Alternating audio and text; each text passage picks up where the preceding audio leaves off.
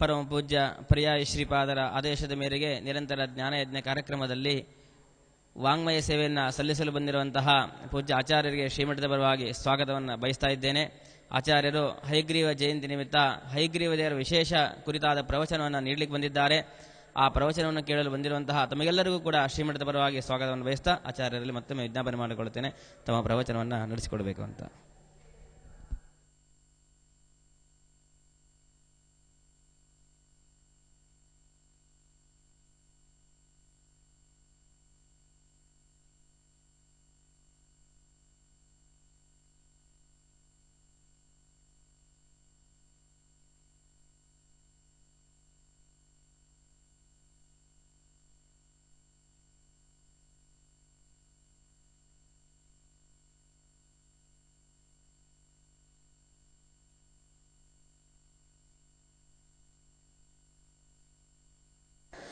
ಅನ್ಯಾಂಶ್ಚ ಹಸ್ತಚರಣಶ್ರವಣತ್ವಗಾದೀನ್ ಪ್ರಾಣಾನ್ ನಮೋ ಭಗವತೆ ಪುರುಷಾಯ ತುಭ್ಯಂ.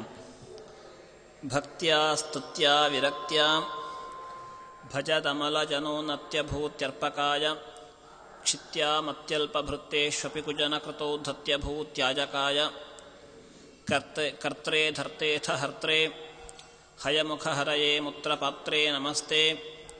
ತಸ್ಮೈ ಕಸ್ಮೈಚಿದಸ್ಮನ್ ಮನಸಿ ಧೃತಕಥಾ ವಿಸ್ಮೃತೌ ಸ್ಮಾರಕಾಯ ನಿರವದ್ಯೆ ನಿತ್ಯಭದ್ರೇ ಲಕ್ಷ್ಮೀಲಕ್ಷಣಲಕ್ಷಿತೆ ಹರಿಪತ್ನಿ ಜಗತ್ಕರ್ತ್ರಿ ವರದಾತ್ರಿ ನಮೋಸ್ತುತೆ. ನಮಸ್ತೆ ಪ್ರಾಣೇಶ ಪ್ರಣತವಿಭವಾಯ ಅವನಿಮಗಾಃ ನಮಃ ಸ್ವಾಮಿನ್ ರಾಮಪ್ರಿಯತಮ ಹನುಮನ್ ಗುರುಗುಣ ನಮಸ್ತುಭ್ಯಂ ಭೀಮಪ್ರಬಲತಮ ಕೃಷ್ಣೇಷ್ಟ ಭಗವನ್ ನಮಃ ಶ್ರೀಮನ್ಮಧ್ವ ಪ್ರದಿಶ ಸುದರ್ಶನ್ನೋ ಜಯ ಜಯ. ಕಾಮಧೇನುರ್ ಯಥಾಪೂರ್ವಂ ಸರ್ವಾಭೀಷ್ಟಫಲಪ್ರದಾಂ ತಥಾ ಖಲು ವಾದಿರಾಜ ಶ್ರೀಪಾದೋಭೀಷ್ಟತಃ ಸತಾಂ. ಶ್ರೀಗುರುಭ್ಯೋ ನಮಃ. ಸರ್ವವಾಗೀಶ್ವರೋ ವಿಷ್ಣುಃ ಸ್ತ್ರೀರೂಪೋ ಮಾಂ ಸುವಾದಯೇತ್. ಭಗವಂತನ ಹಯಗ್ರೀವಾವತಾರದ ಕೆಲವು ವಿಚಾರಗಳನ್ನು ನಿನ್ನೆ ದಿವಸ ನೋಡಿದ್ದೆವು. ಹಯಗ್ರೀವ ದೇವರನ್ನು ನಮ್ಮ ದೈನಂದಿನ ಚಟುವಟಿಕೆಗಳಲ್ಲಿ ಯಾವ ಯಾವ ಸಂದರ್ಭದಲ್ಲಿ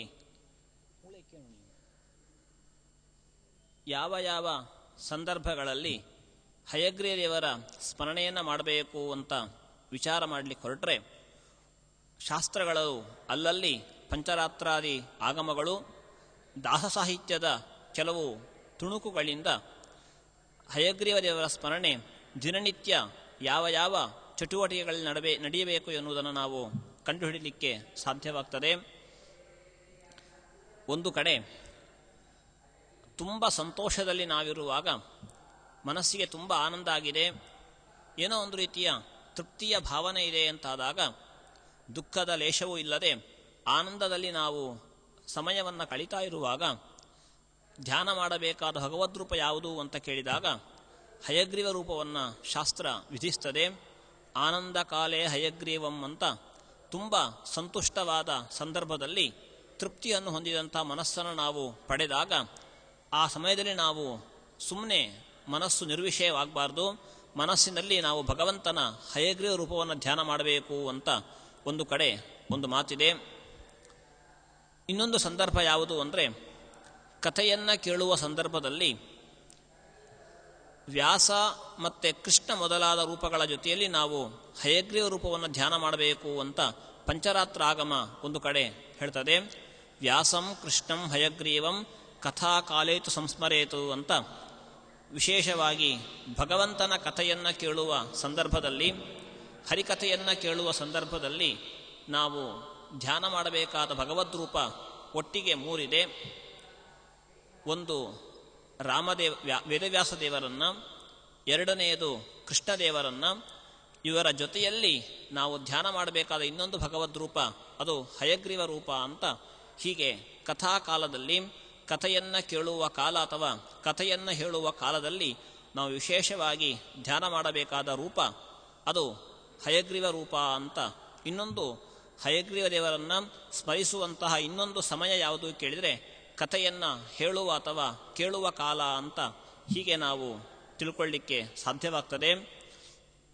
ಕಥಾಕಾಲದಲ್ಲಿ ಅಂದರೆ ಕಥೆಯನ್ನು ಹೇಳುವ ಅಥವಾ ಕೇಳುವ ಕಾಲದಲ್ಲಿ ಯಾಕೆ ಹಯಗ್ರೀವನ ಧ್ಯಾನ ಎನ್ನುವುದಕ್ಕೆ ಗುರುರಾಜರ ಒಂದು ಕಡೆ ತಮ್ಮ ಗ್ರಂಥದಲ್ಲಿ ಅದಕ್ಕೊಂದು ಒಳ್ಳೆಯ ಯುಕ್ತಿಯನ್ನು ಉಪಪತ್ತಿಯನ್ನು ನೀಡ್ತಾರೆ. ಅವರ ಯುಕ್ತಿ ಮಲ್ಲಿಕಾದ ಮಂಗಳಾಚರಣೆಯ ಶ್ಲೋಕದಲ್ಲಿ ಭಕ್ತ್ಯ ಸ್ತುತ್ಯ ವಿರಕ್ತ್ಯ ಅಂತ ಹಯಗ್ರೀವ ರೂಪವನ್ನು ವಾದಿರಾಜರು ಸ್ತೋತ್ರ ಮಾಡ್ತಾರೆ. ಆ ಸಂದರ್ಭದಲ್ಲಿ 4ನೆಯ ಚರಣದಲ್ಲಿ ಬಂದ ಒಂದು ಮಾತು ಮನಸಿ ಧೃತ ಕಥಾ ವಿಸ್ಮೃತವು ಸ್ಮಾರಕಾಯ ಅಂತ. ಹಯಗ್ರೀವ ದೇವರ ಸ್ವರೂಪ ಎಂತಹದ್ದು ಅಂದರೆ, ನಾವು ಮನಸ್ಸಿನಲ್ಲಿ ಯಾವುದೋ ಒಂದು ಕಥೆಯನ್ನು ಕೇಳ್ತಾ ಇದ್ದೇವೆ ಅಥವಾ ಯಾವುದೋ ಒಂದು ಕಥೆಯನ್ನು ಹೇಳಬೇಕು ಅಂತ ಸಿದ್ಧತೆ ಮಾಡಿಕೊಳ್ತಾ ಇದ್ದೇವೆ.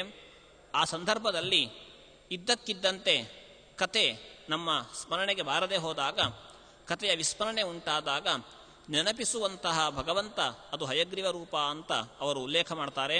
ಹಾಗಾಗಿ ಅಸ್ಮನ್ ಮನಸಿ ಧೃತ ಕಥಾ ವಿಸ್ಮೃತವು ಸ್ಮಾರಕಾಯ ಅಂತ ನಾವು ಮನಸ್ಸಿನಲ್ಲಿ ಹೇಳಲಿಕ್ಕೆ ಅಥವಾ ತಿಳ್ಕೊಳ್ಬೇಕು ಅಂತ ಸಿದ್ಧತೆ ಮಾಡಿದಾಗ, ಕಥೆಯ ನಮಗೆ ಮಧ್ಯದಲ್ಲಿ ಒಂದು ರೀತಿಯಲ್ಲಿ ವಿಸ್ಮೃತಿ ಉಂಟಾದಾಗ, ಕಥೆಯ ವಿಸ್ಮರಣೆ ಉಂಟಾದಾಗ ನಮಗೆ ನೆನಪಿಸುವಂತಹ ಭಗವದ್ ರೂಪ ಅದು ಹಯಗ್ರೀವ ರೂಪ ಅಂತ ಅವರು ಉಲ್ಲೇಖ ಮಾಡ್ತಾರೆ. ಹಾಗಾಗಿ ಕಥೆಯನ್ನು ಕೇಳುವ ಅಥವಾ ಹೇಳುವ ಕಾಲದಲ್ಲಿ ನಾವು ಭಗವಂತನ ಹಯಗ್ರೀವ ರೂಪವನ್ನು ಧ್ಯಾನ ಮಾಡಬೇಕು ಅಂತ ಇದರಿಂದ ಸ್ಪಷ್ಟವಾಗ್ತದೆ. ಹೀಗೆ 2ನೆಯ ಸಂದರ್ಭ ಕಥಾಕಾಲ. ಅದೇ ಪಂಚರಾತ್ರಾಗಮ ಒಂದು ಕಡೆ ಇನ್ನೊಂದು ಕಡೆ ಹೇಳ್ತದೆ, ತುರಗಾರೋಹಣೆ ಕಾಲೇ ಹಯಗ್ರೀವಂ ಸ್ಮರೇತ್ ಬುಧಃ ಅಂತ. ಜ್ಞಾನಿ ಕುದುರೆಯನ್ನು ಏರುವಂತಹ ಒಂದು ಸಂದರ್ಭ ಇದ್ದಾಗ, ಕುದುರೆಯ ಸವಾರಿಯನ್ನು ಮಾಡತಕ್ಕ ಒಂದು ಸಂದರ್ಭ ಒದಗಿ ಬಂದಾಗ, ಕುದುರೆಯ ಮೇಲೆ ಕುಳಿತು ನಾವು ಧ್ಯಾನ ಮಾಡಬೇಕಾದ ಭಗವದ್ರೂಪ ಯಾವುದು ಅಂದರೆ ಅದು ಹಯಗ್ರೀವ ರೂಪ ಅಂತ ಪಂಚರಾತ್ರಾಗಮ ತಿಳಿಸಿಕೊಡ್ತದೆ. ತುರಗಾರೋಹಣೆ ಕಾಲೇ ಹಯಗ್ರೀವಂ ಸ್ಮರೇತ್ ಬುಧಃ. ಕುದುರೆಯನ್ನು ಏರುವ ಸಂದರ್ಭ ನಮಗೆ ಒದಗಿ ಬಂದಾಗ ನಾವು ಕುದುರೆಯ ರೂಪವನ್ನು ತಾಳಿದ ಭಗವಂತನನ್ನು ಧ್ಯಾನ ಮಾಡಬೇಕು. ಇದು ಸ್ವತಃ ನಮಗೆ ಆಗದಿದ್ದರೂ ಸಹ ಇವತ್ತು ನಾವು ಬೇರೆ ಬೇರೆ ಸಂದರ್ಭಗಳಲ್ಲಿ ಕುದುರೆಯನ್ನು ಏರಿದಂತಹ ಸವಾರರನ್ನು ನೋಡ್ತೇವೆ. ಅದು ನಮಗೆ ಹಯಗ್ರೀವನ ಧ್ಯಾನಕ್ಕೆ ಪೋಷಕವಾಗ್ತದೆ, ಪೂರಕವಾಗ್ತದೆ. ಅವನು ಕುದುರೆ ಮೇಲೆ ಸವಾರಿ ಮಾಡ್ತಾ ಇದ್ದಾನೆ. ಆ ಸಂದರ್ಭದಲ್ಲಿ ಧ್ಯಾನ ಮಾಡಬೇಕಾದ ರೂಪ ಹಯಗ್ರೀವ ರೂಪ ಅಂತ ನಾವು ಚಿಂತನೆ ಮಾಡಿದರೆ ನಮ್ಮ ಪಾಲಿಗೆ ಇಷ್ಟು ಪುಣ್ಯ ಸಂಗ್ರಹವಾಗ್ತದೆ. ಇನ್ನು ಭಾಗವತದಲ್ಲಿ ಒಂದು ಕಡೆ ಷಷ್ಠ ಸ್ಕಂಧದಲ್ಲಿ ನಾರಾಯಣ ವರ್ಮದ ಒಂದು ಉಪದೇಶವನ್ನು ಹೇಳುವಾಗ ವೇದವ್ಯಾಸ ತಿಳಿಸಿಕೊಡ್ತಾರೆ. ಆ ಸಂದರ್ಭದಲ್ಲಿ ಬೇರೆ ಬೇರೆ ಸಂದರ್ಭಗಳಲ್ಲಿ ಭಗವಂತನ ಬೇರೆ ಬೇರೆ ರೂಪಗಳನ್ನು ಧ್ಯಾನ ಮಾಡಬೇಕು ಅಂತ ಭಾಗವತ ನಾರಾಯಣ ವರ್ಮದ ಕಥಾಭಾಗ ನಮಗೆ ತಿಳಿಸಿಕೊಡ್ತದೆ. ಈ ಸಂದರ್ಭದಲ್ಲಿ ಹಯಗ್ರೀವ ರೂಪವನ್ನು ಯಾವಾಗ ಧ್ಯಾನ ಮಾಡಬೇಕು ಅಂತ ಆ ಷಷ್ಠ ಸ್ಕಂಧ ಹೇಳುವಾಗ ಹಯಶೀರ್ಷೋ ಮಾಂ ಪತಿ ದೇವ ಹೇಳನಾತು ಅಂತ ಆ ಸಂದರ್ಭವನ್ನು ಭಾಗವತ ಉಲ್ಲೇಖ ಮಾಡ್ತದೆ. ನಾವು ಒಂದು ಕಡೆ ಪ್ರಯಾಣ ಮಾಡ್ತಾ ಇದ್ದೇವೆ. ದಾರಿಯಲ್ಲಿ ನಮಗೆ ಗೊತ್ತಿದ್ದೋ ಅಥವಾ ಗೊತ್ತಿಲ್ಲದೆಯೋ ಅನಂತ ಭಗವಂತನ ಕ್ಷೇತ್ರಗಳನ್ನು ನಾವು ದಾಟಿಕೊಂಡು ಮುಂದಕ್ಕೆ ಸಾಗ್ತಾ ಇರ್ತೇವೆ. ಕೆಲವೊಂದು ಸಂದರ್ಭದಲ್ಲಿ ನಮಗೆ ಇದು ಇಂತಹ ಕ್ಷೇತ್ರ ಅಂತ ಗೊತ್ತಿದ್ದು ನಾವು ನಮ್ಮ ಪ್ರಯಾಣದ ಭರದಲ್ಲಿ ನಾವು ಸ್ವಂತ ವಾಹನದಲ್ಲಿ ಹೋಗ್ತಾ ಇಲ್ಲ, ಯಾವುದೋ ಒಂದು ವಾಹನದಲ್ಲಿ ಹೋಗ್ತಾ ಇದ್ದೇವೆ. ಅಲ್ಲಿ ಇಳಿದು ದೇವರ ದರ್ಶನ ಮಾಡತಕ್ಕಂಥ ಒಂದು ಸಂದರ್ಭ ನಮಗೆ ಒದಗಿ ಬರೋದಿಲ್ಲ. ಕೆಲವೊಂದು ಸಲ ಯಾವ ಕ್ಷೇತ್ರ ಅಂತ ನಮಗೆ ಗೊತ್ತಿಲ್ಲದೇನೆ, ನಾವು ಅದರ ಅರಿವಿಲ್ಲದೇನೆ ಮುಂದಕ್ಕೆ ಸಾಗಿಬಿಡ್ತೇವೆ. ಇಂಥ ಸಂದರ್ಭದಲ್ಲಿ ಈ ರೀತಿಯ ನಮ್ಮ ಯೋಚನೆ ಆ ಕ್ಷೇತ್ರವನ್ನು ಸಂದರ್ಶಿಸದೆ ಹೋಗೋದು ಅಥವಾ ಅದರ ಬಗ್ಗೆ ನಮಗೆ ಗೊತ್ತಿಲ್ಲದೆ ನಾವು ಅದನ್ನು ಮುಂದುವರಿದುಕೊಂಡು ಹೋಗಿಬಿಟ್ಟರೆ ಇದೊಂದು ಅಪಚಾರ ಇದ್ದ ಹಾಗೆ. ಇದು ಒಂದು ರೀತಿಯಲ್ಲಿ ಭಗವಂತನ ನಾವು ಸನ್ನಿಧಾನವನ್ನು ಗುರುತಿಸದೆ ಮುಂದಕ್ಕೆ ಸಾಗಿದ್ದು ನಮ್ಮ ಪಾಲಿನ ಅಪರಾಧ. ಇದು ಒಂದು ರೀತಿಯಲ್ಲಿ ಭಾಗವತ ಹೇಳುವ ಹಾಗೆ ದೇವಹೇಳನ, ಭಗವಂತನನ್ನು ಒಂದು ರೀತಿಯಲ್ಲಿ ಅವಮಾನಗೊಳಿಸಿದಂತೆ. ಇದಕ್ಕೆ ಏನು ಪ್ರಾಯಶ್ಚಿತ್ತ ಅಂತ ಕೇಳಿದರೆ, ಹಯಗ್ರೀವರ ದೇವರ ಧ್ಯಾನದಿಂದ ಈ ಒಂದು ದೇವಹೇಳನದ ಅಪರಾಧ ಅದು ಕ್ಷಮಿಸಲ್ಪಡ್ತದೆ ಅಂತ ಭಾಗವತ ತಿಳಿಸಿಕೊಡ್ತದೆ. ಅಂತಹ ನಾವು ಪ್ರಯಾಣ ಕಾಲದಲ್ಲಿ ಅಥವಾ ಸಂಚಾರ ಕಾಲದಲ್ಲಿ ನಮ್ಮಿಂದ ಗೊತ್ತಿದ್ದೋ ಅಥವಾ ಗೊತ್ತಿಲ್ಲದೇನೋ ಭಗವಂತನ ಅಪಚಾರ ನಡೆದರೆ, ಭಗವಂತನ ಕ್ಷೇತ್ರದನ್ನು ಸಂದರ್ಶಿಸದೆ, ಭಗವಂತನನ್ನು ಆ ಸಂದರ್ಭದಲ್ಲಿ ಸ್ಮರಿಸದೆ ನಾವು ಸಂಚಾರವನ್ನು ಮುಂದುವರಿಸಿದರೆ ಈ ರೀತಿ ಉಂಟಾದೇನೊಂದು ದೇವಹೇಳನ ಇದೆ, ಅಪಮಾನದ ಒಂದು ಪ್ರಸಂಗ ಇದೆ. ಇದರಿಂದ ನಮ್ಮನ್ನು ರಕ್ಷಿಸುವ ಭಗವಂತ ಅದು ಹಯಗ್ರೀವರೂಪಿ ಭಗವಂತ ಅಂತ ಇಂಥ ಒಂದು ದೇವಹೇಳನದಿಂದ ಉಂಟಾದ ಒಂದು ಅಪರಾಧವನ್ನು ಹಯಗ್ರೀವರೂಪದ ಭಗವಂತ ಕ್ಷಮಿಸಬೇಕು ಅಂತ ಭಾಗವತ ತಿಳಿಸಿಕೊಡ್ತದೆ. ಹೀಗಾಗಿ ಇಂಥ ಸಂದರ್ಭದಲ್ಲಿ ನಾವು ಧ್ಯಾನ ಮಾಡಬೇಕಾದ ಭಗವದ್ ರೂಪ ಅದು ಹಯಗ್ರೀವ ರೂಪ. ಇನ್ನು ಈ ಬ್ರಹ್ಮಾಂಡ ಪುರಾಣ ಬೇರೆ ಬೇರೆ ನದಿಗಳನ್ನು ಉಲ್ಲೇಖ ಮಾಡಿ ಒಂದೊಂದು ನದಿಗಳಲ್ಲಿ ಒಂದೊಂದು ಭಗವಂತನ ರೂಪವನ್ನು ಧ್ಯಾನ ಮಾಡಬೇಕು. ಅಲ್ಲಿ ಸ್ನಾನಾದಿಗಳನ್ನು ಆಚರಿಸುವಾಗಲಿ ಅಥವಾ ಬೇರೆ ಸಂದರ್ಭಗಳಲ್ಲಿ ಬೇರೆ ಬೇರೆ ನದಿಗಳಲ್ಲಿ ಭಗವಂತನ ಬೇರೆ ಬೇರೆ ರೂಪಗಳ ಒಂದು ಚಿಂತನೆ ನಡಿಬೇಕು ಅಂತ ಬ್ರಹ್ಮಾಂಡ ಪುರಾಣ ಒಂದು ಕಡೆ ಉಲ್ಲೇಖ ಮಾಡ್ತದೆ. ಅನೇಕ ನದಿಗಳನ್ನು ಉಲ್ಲೇಖ ಮಾಡಿ, ಉದಾಹರಣೆಗೆ ಶ್ರೀರಂಗ ಕ್ಷೇತ್ರದಲ್ಲಿ ಕಾವೇರಿ ನದಿ ಹರಿತಾ ಇದೆ, ಅಲ್ಲಿ ನಾವು ಧ್ಯಾನ ಮಾಡಬೇಕಾದ ರೂಪ ಶ್ರೀರಂಗನಾಥ ಅಂತ ಆ ಬ್ರಹ್ಮಾಂಡ ಪುರಾಣ ತಿಳಿಸಿಕೊಡ್ತದೆ. ಆ ಸಂದರ್ಭದಲ್ಲಿ ಬಂದ ಮಾತು, ಈ ಹಯಗ್ರೀವ ದೇವರನ್ನು ಎಲ್ಲಿ ನಾವು ಧ್ಯಾನ ಮಾಡಬೇಕು ಕೇಳಿದರೆ ಮಂಜುಲಾಯಾಮ್ ಹಯಗ್ರೀವಂ ಅಂತ ಆ ಬ್ರಹ್ಮಾಂಡ ಪುರಾಣ ಉಲ್ಲೇಖ ಮಾಡ್ತದೆ. ಮಂಜುಲಾ ಎನ್ನುವ ನದಿ ಇವತ್ತು ಯಾವುದು ಅಂತ ನನಗೆ ಗೊತ್ತಿಲ್ಲ ಆ ವಿಷಯ. ಅಂತೂ ಮಂಜುಲಾ ಎನ್ನುವ ನದಿಗೆ ಇವತ್ತು ಯಾವ ಹೆಸರಿದೆ ಅಂತ ನನಗೆ ಗೊತ್ತಿಲ್ಲ. ಅಂತೂ ಮಂಜುಲಾ ಎನ್ನುವ ನದಿಯಲ್ಲಿ ಹಯಗ್ರೀವ ರೂಪದ ಭಗವಂತನ ಧ್ಯಾನ ಮಾಡಬೇಕು.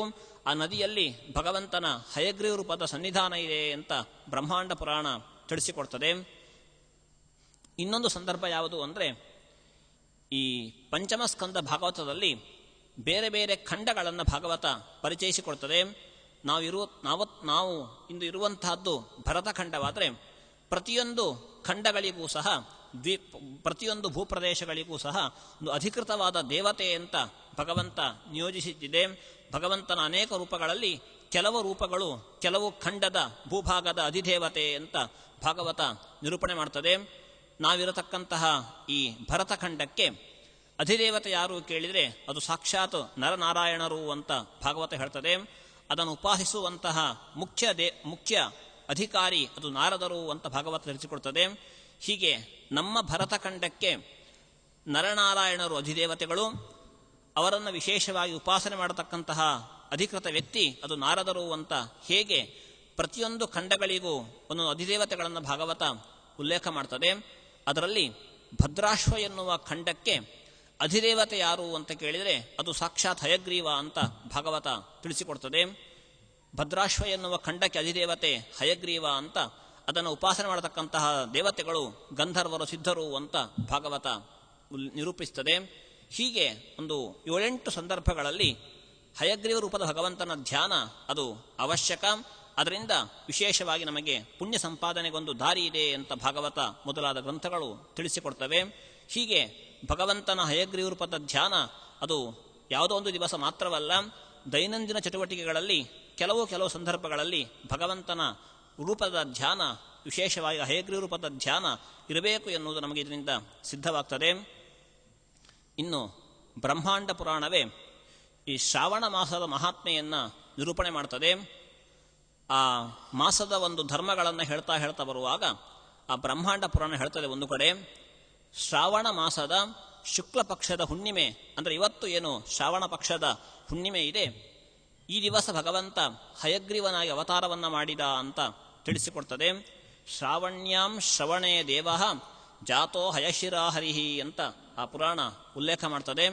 ಶ್ರಾವಣಿ ಅಂದರೆ ಶ್ರಾವಣ ಮಾಸದ ಶ್ರವಣ ನಕ್ಷತ್ರ ಇರತಕ್ಕಂತಹ ದಿವಸ, ಅಲ್ಲಿ ಹೆಚ್ಚು ಕಮ್ಮಿ ಅದು ಹುಣ್ಣಿಮೆ ದಿವಸ ಇರ್ತದೆ. ಹುಣ್ಣಿಮೆ ದಿವಸವೇ ಶ್ರವಣ ನಕ್ಷತ್ರ ಬರಬೇಕು ಅಂತೇನೂ ಇಲ್ಲ. ಕೆಲವೊಂದು ಸಲ ಚತುರ್ದಶಿ ದಿವಸವೂ ಸಹ ಶ್ರವಣ ನಕ್ಷತ್ರ ಬರೋದಿದೆ. ಕೆಲವೊಂದು ಸಲ ಹುಣ್ಣಿಮೆ ಕಳೆದು ಪಾಡ್ಯಕ್ಕೂ ಸಹ ಶ್ರವಣ ನಕ್ಷತ್ರ ಬರುವುದಿದೆ. ಅಂತೂ ಶ್ರಾವಣ ಮಾಸದ ಹುಣ್ಣಿಮೆ ಅಂದರೆ ಇವತ್ತು ಪ್ರಚಲಿತವಾದ ನಮ್ಮ ಆಚರಣೆಯಂತೆ ಶ್ರಾವಣ ಮಾಸದ ಹುಣ್ಣಿಮೆ ಹೆಚ್ಚು ಕಮ್ಮಿ ಶ್ರವಣ ನಕ್ಷತ್ರ ಇರ್ತದೆ. ಈ ದಿವಸ ಭಗವಂತ ಜಾತಃ ಹರಿಹಿ ಹಯಶಿರಾಹ, ಭಗವಂತ ಹಯಗ್ರೀವನಾಗಿ ಅವತಾರ ಮಾಡಿದ ಅಂತ ಉಲ್ಲೇಖ ಮಾಡ್ತದೆ. ಈ ಹಯಗ್ರೀವ ರೂಪದ ಭಗವಂತನಿಗೆ ತಂದೆ ತಾಯಿಗಳು ಯಾರು ಅಂತ ನಮಗೆ ಎಲ್ಲೂ ಸಹ ಉಲ್ಲೇಖ ಸಿಗೋದಿಲ್ಲ. ನರಸಿಂಹನಿಗಾದರೆ ಕಂಬದಿಂದ ಬಂದ ಅಂತ ಒಂದು ಉಲ್ಲೇಖ ಇದೆ. ಇನ್ನು ರಾಮ ಕೃಷ್ಣ ಮೊದಲಾದವರಿಗೆ ಒಂದೊಂದು ವಸುದೇವ ದೇವಕಿಯರನ್ನು ದಶರಥ ಕೌಸಲ್ಯರನ್ನು ತಂದೆ ತಾಯಿಗಳು ಅಂತ ಶಾಸ್ತ್ರ ಉಲ್ಲೇಖ ಮಾಡ್ತದೆ. ಆದರೆ ಭಗವಂತ ಹಯಗ್ರೀವನಾಗಿ ಹೇಗೆ ಅವತಾರ ಮಾಡಿ ಬಂದ ಎನ್ನುವುದರ ಬಗ್ಗೆ ತಂದೆ ತಾಯಿಗಳನ್ನು ನಾವು ಗುರುತಿಸುವ ಹಾಗೆ ಹೇಳುವ ಹಾಗಿಲ್ಲ. ಅಂತೂ ಆ ಶ್ರವಣ ನಕ್ಷತ್ರದ ದಿವಸ ಭಗವಂತ ಹಯಗ್ರೀವನಾಗಿ ಅವತಾರವನ್ನು ಮಾಡಿದ.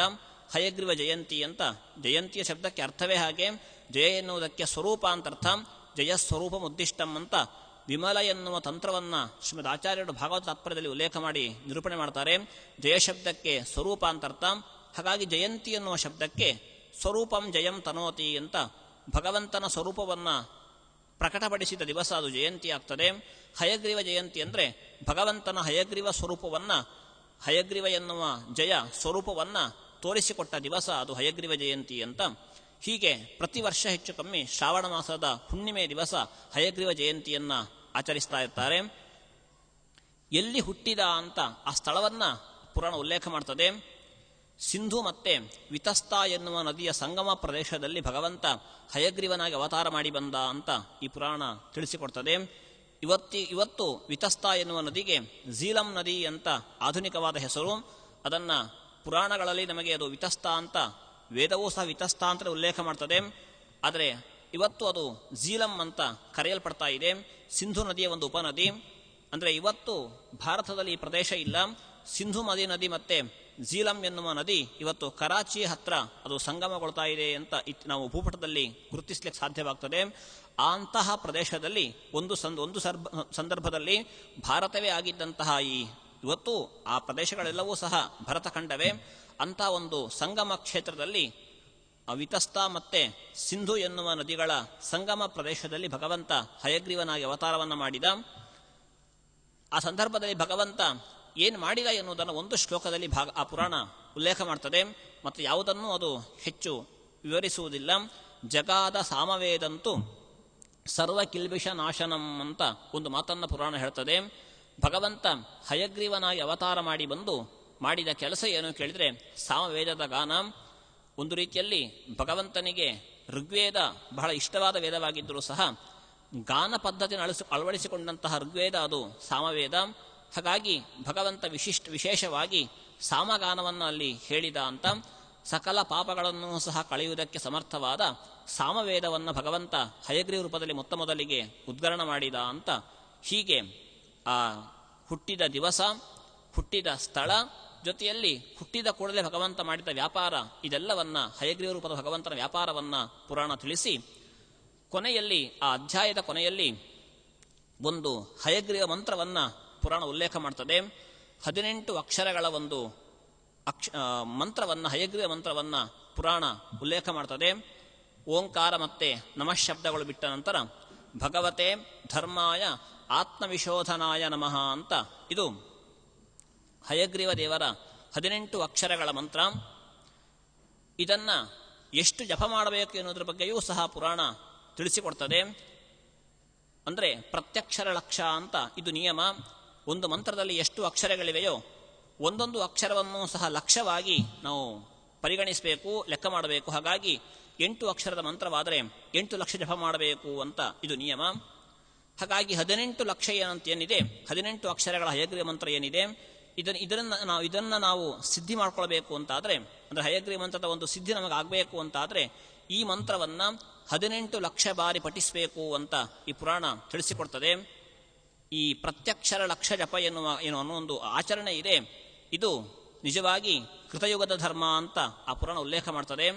ಆದರೆ ಕಲಿಯುಗದಲ್ಲಿ ಇದರ ಸಿದ್ಧಿ ಹೇಗೆ ಕೇಳಿದರೆ 18 ಲಕ್ಷ ಸಾಕಾಗೋದಿಲ್ಲ ಅಂತ ಪುರಾಣ ಹೇಳ್ತದೆ. ಕಲವು ಚತುರ್ಗುಣಂ ಅಂತ 4 ಪಟ್ಟು ಜಾಸ್ತಿ ಜಪ ಇರಬೇಕು ಅಂತ ಪುರಾಣ ಉಲ್ಲೇಖ ಮಾಡ್ತದೆ. ಅಂದರೆ ಸುಮಾರು 72 ಲಕ್ಷ ಬಾರಿ ನಾವು ಇದನ್ನು ಪಠಿಸಿದರೆ, ಅಂಥ ಯೋಗ್ಯತೆ ಇದ್ದರೆ, ಉಪದಿಷ್ಟವಾದ ಗುರುವಿನ ಅನುಗ್ರಹ ಇದ್ದರೆ, ಸ್ವತಃ ಜಪಿಸುವವನಿಗೆ ಅಂತಹ ಯೋಗ್ಯತೆ ಇದ್ದರೆ, ಎಲ್ಲವೂ ಭಗವಂತ ಸಂಕಲ್ಪಕ್ಕೆ ನಡೀತದೆ ಅಂತ ಒಂದು ಸನ್ನಿವೇಶ ಇದ್ದರೆ ಖಂಡಿತವಾಗಿ ಈ ಮಂತ್ರದ ಸಿದ್ಧಿಯನ್ನು ಮನುಷ್ಯ ಪಡಿತಾನೆ ಅಂತ ಹೀಗೊಂದು 18 ಅಕ್ಷರದ ಒಂದು ಹಯಗ್ರೀವ ಮಂತ್ರವನ್ನು ಹಯಗ್ರೀವ ಜಯಂತಿಯ ಒಂದು ಆ ಅಧ್ಯಾಯದಲ್ಲಿ ಪುರಾಣ ತಿಳಿಸಿಕೊಡ್ತದೆ. ಇಷ್ಟಾದ ಬಳಿಕ ನಾವು ಹಯಗ್ರೀವ ದೇವರ ಬಗ್ಗೆ ವಾದಿರಾಜರ ಕೆಲವು ಸ್ತೋತ್ರ ಗ್ರಂಥಗಳಲ್ಲಿ